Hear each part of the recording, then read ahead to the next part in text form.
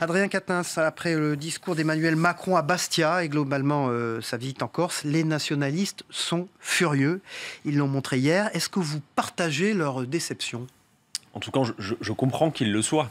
Mais si vous voulez, il y a besoin dans cette affaire d'une discussion apaisée. Moi, je vais vous dire franchement, en républicain convaincu et jusqu'au bout, je considère qu'il y a des revendications qui ne sont pas, a priori, des revendications que je porterais, moi, qui viennent des nationalistes. Mais néanmoins, la République ne peut pas être systématiquement imposée de force. Et là, on a derrière nous quand même 3 votes successifs qui ont donné l'avantage aux nationalistes. Par conséquent, ça ne peut se régler que par une discussion apaisée. Alors Emmanuel Macron, hier à Bastia, il a surtout donné dans le symbole, parce qu'il a parlé d'évoquer la Corse dans la Constitution française. Bon, c'est un pas pour dire qu'il veut discuter. Sur le reste, et sur les revendications d'ailleurs que portaient ses interlocuteurs, il a été intransigeant. Je pense que la méthode a quelque chose d'assez, effectivement...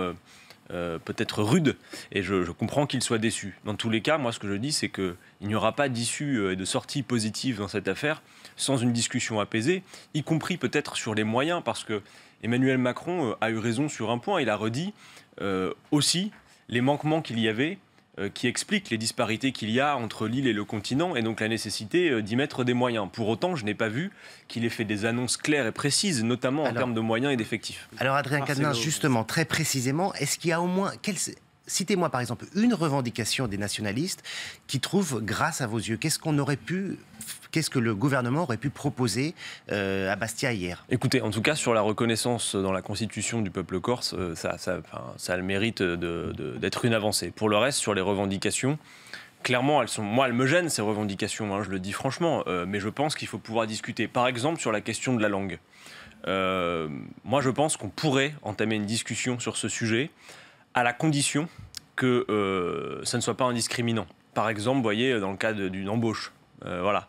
Mais on devrait pouvoir discuter sur ce sujet-là. De la co-officialité de la langue corse. Hein. Oui, ce qui ne retire rien au fait que, et là pour le coup Emmanuel Macron l'a bien dit hier, qu'il y a une langue française qui reste la langue officielle. Par contre, effectivement, si on avance sur ce sujet de la reconnaissance et de la co-officialité des langues, il faut surtout veiller à avoir un verrou pour que ça ne soit pas indiscriminant. Après, clairement, sur l'amnistie politique, non, enfin, je veux dire, on peut pas l'accepter. Même s'il y a d'autres sujets sur lesquels on pourrait avancer, par exemple le rapprochement des détenus de leur famille, ça c'est un sujet pour le coup. Et il y a des droits en France là-dessus. Donc je pense qu'il y a un terrain possible de discussion. Pour vous, c'est le côté insulaire de la Corse qui justifie le fait de pouvoir adopter des mesures ou des aménagements spécifiques. Vous parlez de la langue, si on reconnaît l'officialité ou on fait des aménagements pour la langue corse, pourquoi on ne le ferait pas pour les Bretons, pour les Basques, pour les Alsaciens ? Je suis d'accord avec vous, c'est un problème. C'est un problème. Moi, je vous dis, sur ces revendications-là, je ne les porterai pas. Mais comment se place la France Insoumise, qui est quand même un parti qu'on a le sentiment, où on a la perception de la France Insoumise, la perception d'un parti très un peu jacobin sur le côté la République une et indivisible. Donc du coup, vous avez raison, mais y compris, je pense qu'il faut peut-être dans une discussion chercher à convaincre nos interlocuteurs. Vous voyez, là aujourd'hui, si on est sur quelque chose de simplement ferme, définitif, et qu'on est sur front contre front, ça ne fonctionnera pas. Moi, je pense vraiment que nous devons tenir compte quand même de ces 3 élections et avoir une discussion apaisée. Après, oui, vous avez raison, moi je vous le dis, c'est vrai que les revendications qui sont posées ne nous conviennent pas personnellement. On ne peut pas faire autrement que de voir que la situation leur a donné l'avantage et que donc il faut avoir une discussion raisonnable. Quand même, on peut se satisfaire du fait qu'on soit passé de la démocratie et de quelque chose qui est de l'ordre du politique à précédemment ce que nous voyons, c'est la situation où il y avait usage de la violence. De ça, ils sont revenus. Donc je pense clairement qu'il faut une discussion apaisée. Adrien Quatennens, sur le front social, alors aujourd'hui il devait avoir lieu une manifestation des cheminots qui est annulée pour cause de neige. Les syndicats de fonctionnaires appellent à une journée de mobilisation le 22 mars. Est-ce que vous diriez que enfin la fonction publique se réveille ?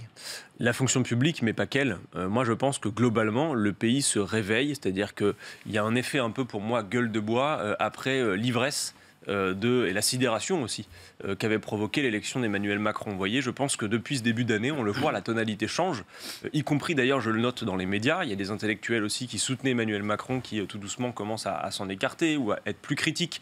Ce qui est en train de se produire finalement, c'est que derrière la révolution promise, c'était le titre de son bouquin par Emmanuel Macron, on voit en fait qu'on a là juste le ravalement de façade du vieux monde qui poursuit les mêmes politiques libérales. Moi je le dis, Emmanuel Macron finalement nous met en retard. parce qu'il offre un sursis au libéralisme et à l'impasse qu'on connaît de ce modèle.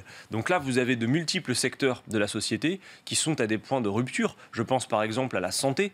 Vous avez vu la situation dans les EHPAD. Quiconque a fait l'expérience récente pour soi-même ou pour sa famille ou ses proches de l'hôpital public peut dire que c'est extrêmement tendu. Beaucoup de services publics ne tiennent plus que par le dévouement absolu, extrême des agents qui s'y emploient. Moi, ce que je dis, c'est qu'il est en train d'offrir un sursis à des politiques qui ont déjà fait la preuve de leur inefficacité. Mais pourquoi ça ne prend pas alors? Puisqu'on entend ce que vous dites, mais globalement, on n'a que des revendications, des mouvements sectoriels qui ne s'élargissent pas. Voilà, et ben vous visez juste. Le problème que nous avons, et nous en avons fait l'expérience lors de la séquence des ordonnances. Nous avions là un combat noble et nous pensions avoir, en tout cas moi je reste persuadé, qu'il y avait les ingrédients sur la table pour le gagner. Nous avons pâti de plusieurs choses. D'abord, alors que, en tant que mouvement politique, nous étions au renfort des syndicats dès le mois de septembre, même avant, nous avions commencé à agiter l'opinion sur le sujet dès le mois de juillet, nous avons vu non seulement une division du front syndical, qui fait que tout le monde en pâtit, mais aussi une division du mouvement politique et du mouvement syndical. À cette heure, si nous partageons des objectifs, il faut pouvoir travailler ensemble. Nous avons besoin d'une convergence non seulement des différentes luttes pour ne pas se contenter de luttes sectorielles, mais nous avons aussi besoin d'arrêter avec cette bêtise qui consiste à dire, comme certains responsables syndicaux parfois ont pu le dire, que jamais ils ne tiendraient la même banderole qu'un politique par principe. Je pense que c'est une erreur, parce que je le dis, il y a dans le pays des énergies pour résister à ce que nous voyons sous nos yeux, et nous pouvons faire tout autrement. Moi, ce qui me dérange le plus, c'est ça, si vous voulez. C'est que je fais chaque jour le constat que non seulement Emmanuel Macron nous met en retard des grands défis que nous avons à relever sur le plan social, sur le plan écologique, mais je pense que nous pourrions faire tout autrement et que le pays déborde d'énergie pour faire autre chose. Alors, à propos de ces ordonnances, par exemple. Présentation par Gérard Collomb, le ministre de l'Intérieur, de la police de sécurité du quotidien, ce matin. On ne sait pas très bien ce qui sera vraiment annoncé par le ministre, mais on a vu quand même quelques pistes, notamment les policiers consultés ont considéré qu'ils avaient trop de tâches administratives. Ça, vous pouvez l'entendre.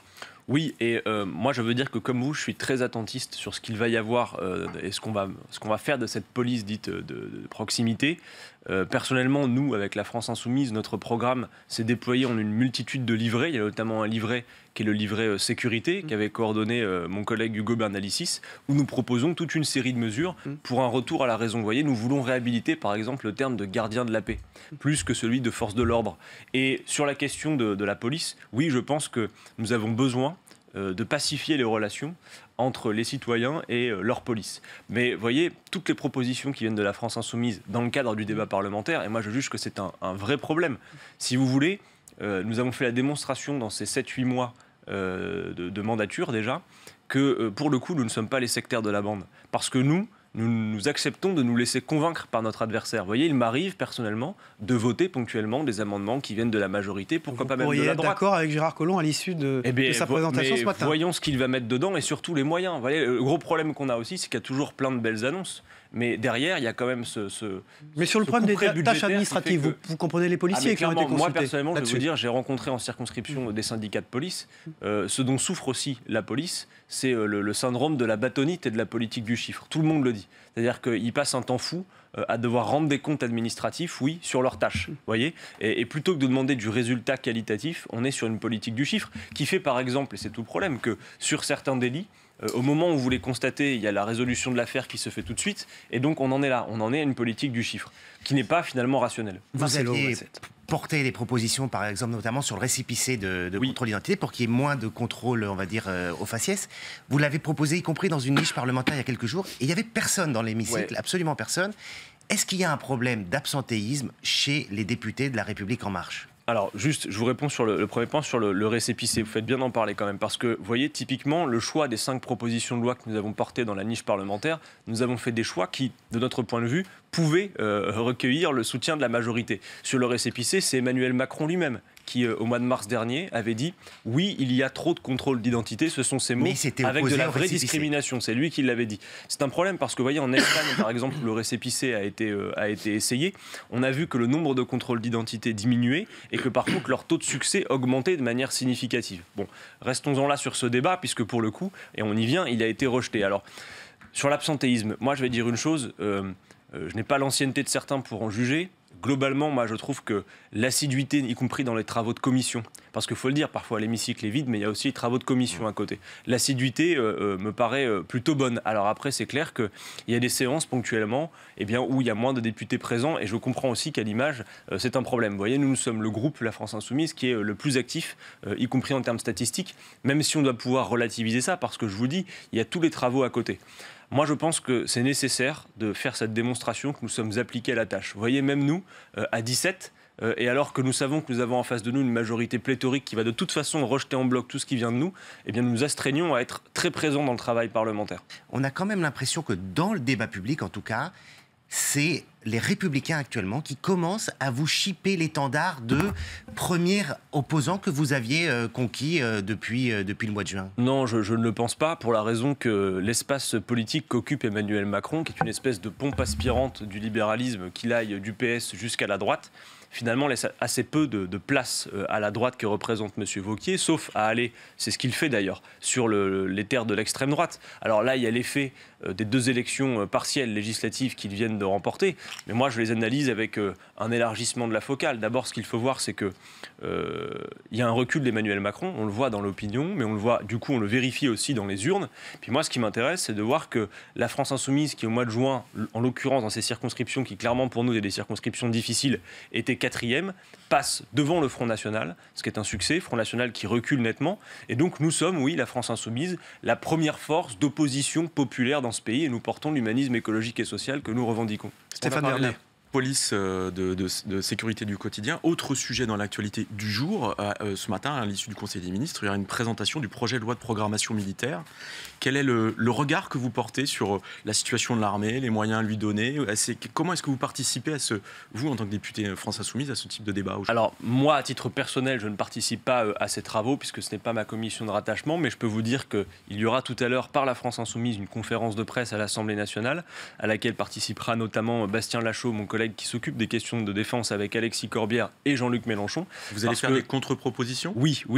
Je sais qu'ils vont formuler un certain nombre de contre-propositions, mais vous savez, y compris sur la question de l'armée, la France Insoumise s'attache non pas à l'étiquette, mais plus au contenu. Et vous voyez, certains étaient surpris de voir que, y compris sur ces sujets-là, sur la géopolitique ou sur les stratégies de défense, nous étions en pointe.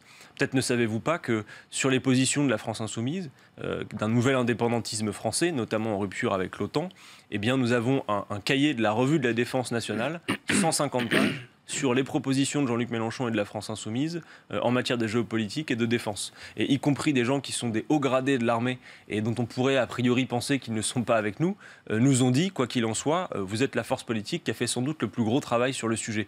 Donc vous voyez, c'est ce que nous essayons de faire. Sur tous les sujets, être présent et faire la démonstration derrière la radicalité d'un propos, je vous l'accorde. C'est une question de crédibilité pour vous, voulons, mais bien sûr. Vous voulez être crédible bien sur ces sujets-là aussi. Bien évidemment, c'est ce que nous voulons faire, c'est la démonstration que nous voulons faire. Oui, nous proposons une contre-société parce que nous pensons que les grands défis auxquels, de toute façon, nous sommes confrontés, défis démocratiques, on l'a encore vu par la grève civique qui s'annonce partout, et on l'a vu encore aux législatives partielles, par le défi social qui fait qu'aujourd'hui, la politique d'Emmanuel Macron, c'est 5% des ménages les plus riches qui vont profiter de 42% des réformes fiscales. Il y a également la question écologique qui nous met toutes et tous au pied du mur, et nous considérons que sur tous ces grands défis, nous ne pouvons pas nous satisfaire d'ajustements à la marge. Il faut une contre-société, mais vous avez raison, nous y associons une parfaite crédibilité.